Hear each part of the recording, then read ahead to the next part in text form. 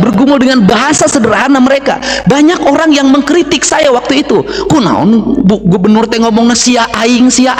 Ternyata baru kali ini teman-teman ya menemukan sosok seperti Kang Deddy Mulyadi yang mana begitu luar biasa ya, kecintaan beliau kepada rakyat begitu dalam ya, sehingga rakyat pun senang dengan beliau ya teman-teman ya. Coba kita simak dulu nih pidato Kang Deddy Mulyadi ya. Saya rasa ya nggak bosan ya teman-teman mendengarkan sosok ya dari Gubernur Jawa Barat ini, apalagi kalau sudah pidato ya teman-teman. Prabowo, para menteri, para ustadz ya pasti terkejut melihat ini. Ternyata bahasa itu sangat efektif ketika menghadapi gelombang demonstrasi. Sia tong diduruk sia kantor aing. Bahasa itu adalah bahasa mereka. Ketika ada pemimpin yang menyampaikan pesan dalam bahasanya, mereka menganggap dia adalah pemimpinnya.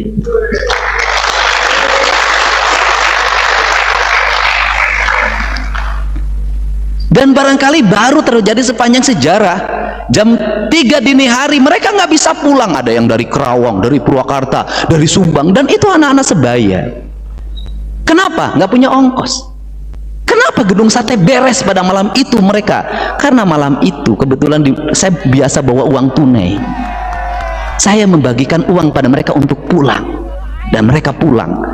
Orang yang mengorganisir mereka menggerakkan untuk membakar tinggal 2 orang. Saya sudah tahu itu. Mereka tidak berdaya. Kenapa? Orangnya tidak bisa digerakkan.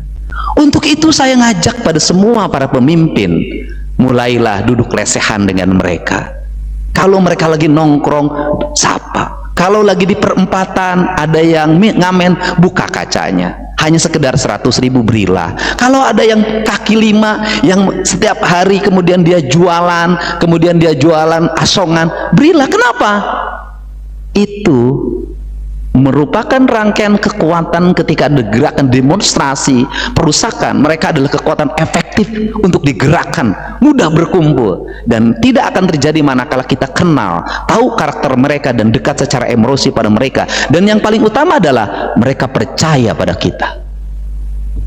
Ini saya ingetin. Kenapa? Ini terjadi. Baru terjadi, dan Nepal itu bisa menggerakkan, menjatuhkan. Kita belum seberapa dibanding Nepal. Nepal anggota DPR-nya dikejar sampai sungai, menterinya ditelanjangi. Kita masih belum seperti itu, masih terjaga, masih teramankan. Tetapi itu adalah alarm sosial bagi kita. Mari kita rubah gaya kepemimpinan kita. Mari kita rubah gaya anggaran kita. Daripada anak-anak kelas menengah miskin kemudian menjadi sebuah gerakan sosial yang nanti memberontak pada negara. Sejak sekarang anggarannya segera alokasikan bagi mereka. Rubah perilaku mereka menjadi kelas menengah yang profesional ke depan. Kita hari ini seluruh masyarakat dunia dibikin bengong dan terbelalak oleh sebuah negara bernama Iran. Apa? Dia melakukan sesuatu di luar dugaan seluruh rakyat dunia. Kekuatan perang yang bernilai triliunan, pesawat tempur, kapal, misil, dan semuanya rontok oleh barang-barang yang hanya ratusan juta. Tapi bukan urusan ratusan jutanya, tapi urusan apa? Satu, ini penting bagi orang Jawa Barat. Mereka bangga terhadap peradaban Persia. Dan dia sudah merasa kami sudah menjadi bangsa besar sejak 5.000 tahun yang lalu. Kami bangsa beradab, sehingga tidak boleh ada satupun manusia yang menginjak-injak peradaban kami. Pemimpinnya, imamnya lebih baik, lebih memilih hidup syahid di awal dibanding dia selamat tapi negaranya diinjak. Pertanyaannya adalah, di Indonesia adakah tokoh yang seperti ini? Itu pertama. Yang kedua, dia masuk dalam sistem imamah, dalam rangkaian kepercayaan dan keyakinan sebagai orang Syiah, penerus ajaran Sayyidina Ali, melahirkan sebuah sistem nilai. Pemimpinnya sederhana, pemimpin umatnya sederhana, rakyatnya masuk dalam sebuah sistem bukan imajinatif, dipersiapkan pendidikan yang gratis untuk rakyatnya dari mulai TK sampai perguruan tinggi. Anak-anaknya sekolah fisika, kimia, matematika, biologi adalah pelajaran utama. Lahirlah embargo, membuat dia menjadi kreatif, membuat dia inovatif, membuat dia menjadi bangsa yang memiliki spirit yang kuat. Efisiensi dalam APBN-nya hanya 1.000 triliun, alokasi pertahanannya 132 triliun, penduduknya 92 juta, tapi mampu menjadi bangsa yang tegak. Apa maksud saya? Gak ada kemajuan Subang, tidak akan ada kemajuan Jawa Barat kalau apa? Cara berpikir kita semua normatif. Gubernur berpikirnya bagaimana terpilih lagi? Tidak akan bisa. ASN berpikirnya tukin tidak boleh berkurang. DPR berpikirnya pokir tidak boleh berkurang. Semua orang berpikir normatif, jabatan, kekuasaan, semua cari aman. Indonesia tidak akan merdeka kalau Bung Karno tidak cari aman. Indonesia tidak akan lahir tokoh-tokoh besar kalau semua orang cari aman. Kalau semua cari aman, berpikir hanya karir dan masa depan, saya tidak meyakini kita akan maju. Kenapa? Kita masuk pada wilayah normatif. Yang penting APBD-nya WTP. Persoalan WTP isinya apa? Lain belakang. Yang penting pertanggungjawabannya diterima, output dan outcome-nya. Yang penting pegawai negeri kelihatan oleh pimpinannya. Maka negeri ini tidak akan sampai puncak kemajuan. Kenapa? Tidak ada orang yang melakukan dialektika pengabdian sebagai abdi negara, sebagai bayangkari negara secara total pada negara kesatuan Republik Indonesia, pada provinsi Jawa Barat. Tidak akan pernah tercapai. Kenapa? Kita hanya akan melakukan pekerjaan yang itu juga. Silahkan dicek perjalanan pemerintah 40 tahun ke belakang, provinsi 40 tahun ke belakang, regulasi pemerintahnya itu juga. Kenapa? Tidak ada pembangunan yang visioner, berumbur panjang, membuat dialektika kebangsaan kemanusiaan dan menjadi satu sendi nilai yang melahirkan manusia unggul atau mau. Tidak ada. Dan kita akan terus tertinggal. Caranya bagaimana? Perubahan mental, perubahan filosofi, perubahan ideologi kebangsaan, ideologi kejawabaratan, itu menjadi satu kesatuan. Sehingga ketika saya sangat mencintai Siliwangi, ketika saya ada mencintai Pajajaran, mencintai Sunda sebagai dialektika ideologi yang saya miliki, dan seringkali orang mengkafirkan itu, sesungguhnya apa? Ini adalah jalan terang menuju sebuah kemajuan. Tidak bisa kita tanpa memiliki dialektika itu melahirkan sistem nilai yang mengikat masyarakatnya menjadi masyarakat kokoh dan hebat. Tidak bisa. Dalam keindonesiaan, terlepas dari apapun, saya melihat ada beberapa ras yang memiliki dialektika kuat masyarakatnya, dan dia tumbuh menjadi orang-orang hebat di Indonesia. Sunda sebagai basic awal harus mau melakukan itu. Nah, kalau seperti itu, maka dialektikanya secara rohania, satu, kita terikat pada Allah. Yang kedua, kita terikat pada Rasul. Yang ketiga, kita terikat pada sahabat dan para wali. Tetapi dari sisi genetika, kita terikat pada leluhur kita yang disebut dengan karuhun.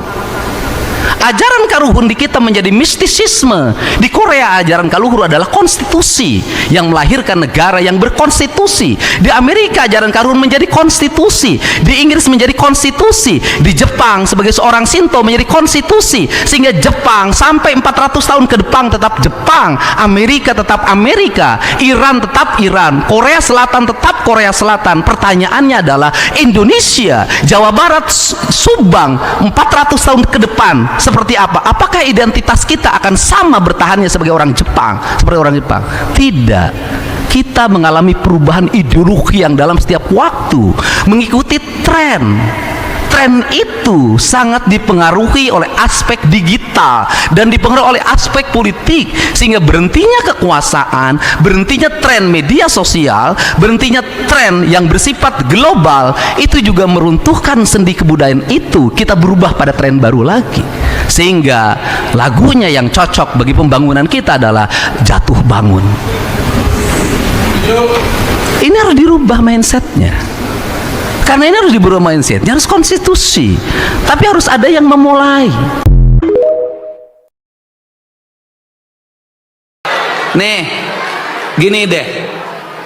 Pendidikan akan mengalami kemajuan kalau guru memiliki kewibawaan yang tinggi.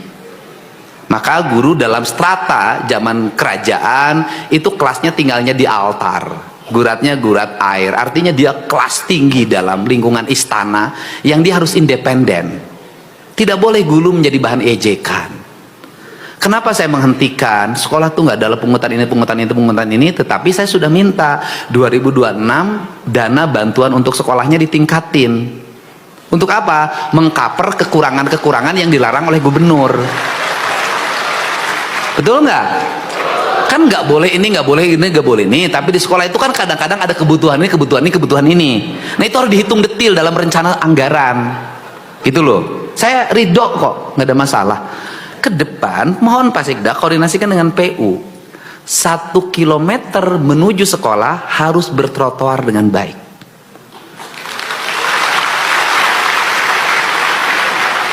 Kilometer. Nanti ada haltenya, ada taman-tamannya, ada air yang siap minum. Saya ingin tertata, maka program di saya hari ini adalah jalan menuju sekolah, itu prioritas. Anda tahu nggak, 2026 itu pemerintah provinsi akan membangun jembatan senilai 26 miliar, yang itu jembatan hanya digunakan rakit untuk anak sekolah yang 4 orang. Saya nggak ada masalah. Ini penting. Dan kemudian guru-guru lapor lagi di seluruh Jawa Barat, nggak boleh lagi ada anak sekolah lewat sungai bergelantungan, nggak boleh. Saya pasti bangun, cepat selesaiin. Mau kewenangan desa, mau kabupaten, nggak ada urusan saya. Karena itu adalah martabat pendidikan di Jawa Barat. Mau SD, mau SD, nggak ada urusan saya. Ini penting. Dan saya juga punya mimpi. Punya mimpi apa?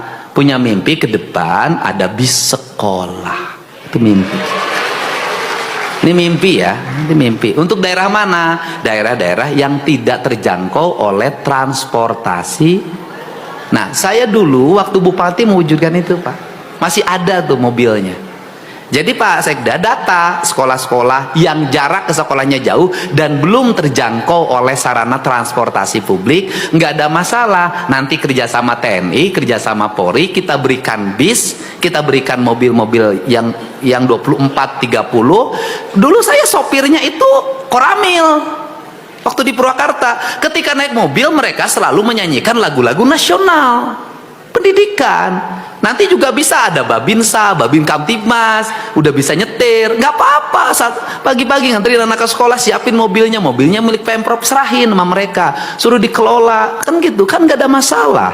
Nah, ini yang dibangun. Jadi untuk studi tour ini saya ingin lagi, apalagi yang saya inginkan, nggak boleh lagi guru jadi bahan nyinyiran, bulian orang tua siswa.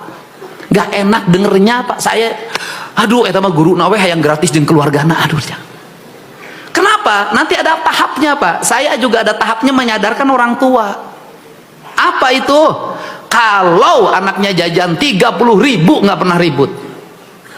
Anaknya beli baju yang harganya mahal nggak pernah ribut. Anaknya beli motor nggak pernah ribut. Tapi giliran beli seragam sealam dunia tahu semua. Ini juga harus dibenerin orang tuanya. Anaknya jajan 30.000, sekolah 100.000 saja, infak ribut di media sosial. Anaknya nonton konser nggak ribut. Anaknya nonton kesana kesini nggak ribut. Giliran kenaikan kelas, ada iuran untuk bikin tenda, ribut. Kenapa? Ini problem. Sehingga apa sih yang ada dalam pikiran saya? Yang ada dalam pikiran saya ini adalah jangan sampai negara sudah memberikan subsidi lewat dana BOS, lewat BPMU, dan lewat kebijakan pembangunan pendidikan termasuk infrastruktur dengan jumlah puluhan triliun. Tetapi orang tua tetap budget pendidikannya mahal karena biaya lain-lain anaknya terlalu banyak. Saya ingin menekan ini.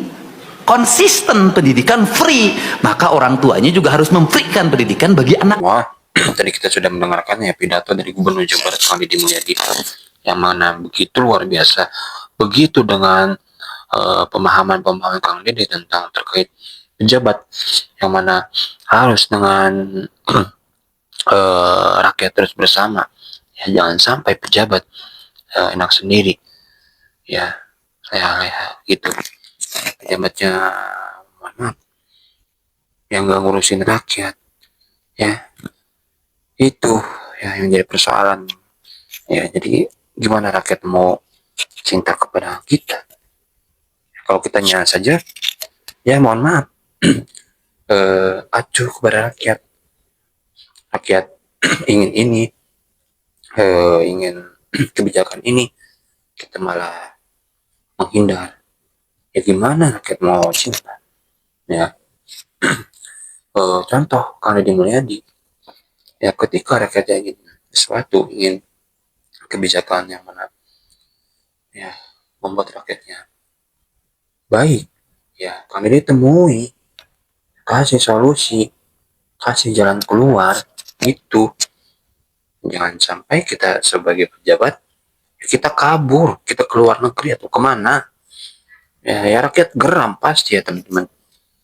Ya luar biasa ya, luar biasa ya pidato Kang Deddy Mulyadi ini. Pidato yang ditunggu-tunggu, ya ditunggu-tunggu ya para rakyat Indonesia. Ya tentu nggak bosan ya teman-teman mendengarkan pidato dari Gubernur Jawa Barat ini. Oke, itu di video kali ini. Semoga kalian bisa selalu dimanapun teman-teman berada. Ya semoga sehat selalu. Assalamualaikum warahmatullahi wabarakatuh.